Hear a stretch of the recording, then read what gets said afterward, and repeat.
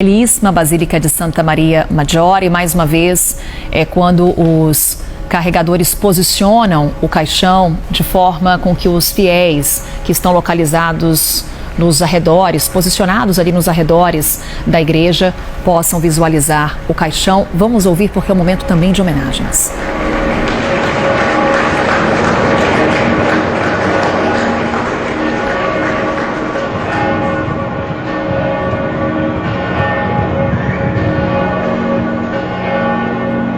Aplausos, o badalar dos sinos e a despedida dos fiéis ao Papa Francisco. E agora então o caixão será levado para o interior da Basílica de Santa Maria Maggiore, local escolhido por Francisco para o seu sepultamento. O túmulo já foi preparado, fica no nicho do corredor entre a Capela Paulina, onde costumeiramente ele fazia suas orações, e entre a Capela Sforza.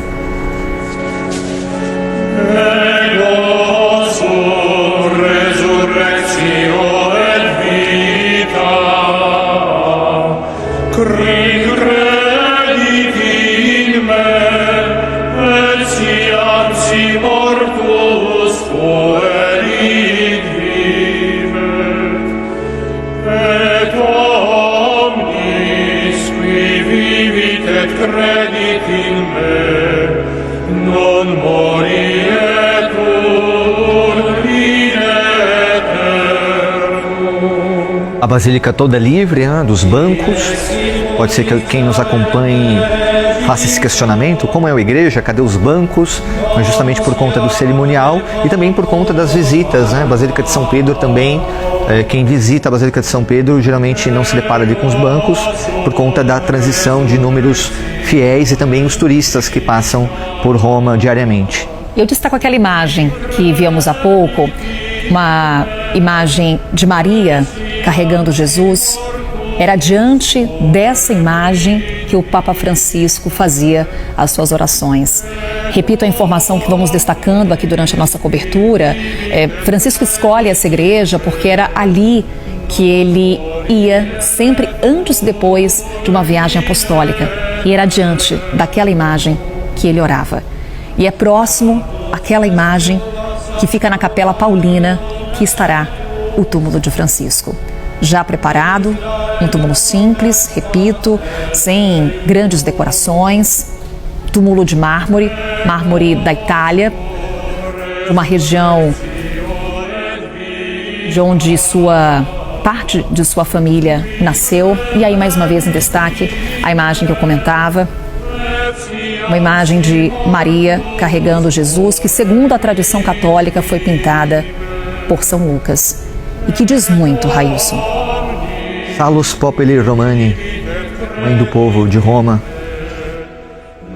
Só para a gente também fazer entender quem está assistindo, a gente fala de capelas dentro da Basílica. O Railson acho que pode falar isso. Dentro de uma Basílica existem várias capelas, Nos cantos da Basílica, a gente vê isso muito na Basílica de São Pedro. Principalmente dos lados ali existem várias capelas. E é nesse caso também, Railson? Isso, não só nas Basílicas de Roma, mas quando nós visitamos igrejas mais antigas, até mesmo aqui no Brasil, é comum a gente perceber na verdade são os altares que estão nas laterais da igreja. Igrejas góticas também. As igrejas góticas, isso. Então, antes do rito da reforma da liturgia, então você tinha ali o sacerdote presidindo a celebração da missa, o altar colado na parede e ele de frente. Hoje o altar é afastado, desde a década de 60 o altar é afastado e o sacerdote está de frente para o povo. Antes o altar era colado na parede e o padre ou quem estivesse presidindo a celebração, o bispo ou cardeal, voltado para o altar, este altar colado na parede. Então por isso que é comum o altar nas laterais, essas pequenas capelas, porque os padres poderiam se dirigir até essas capelas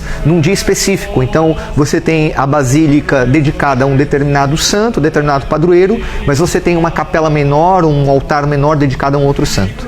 É a Capela Paulina que falávamos, para onde o caixão com o corpo do Papa Francisco foi levado.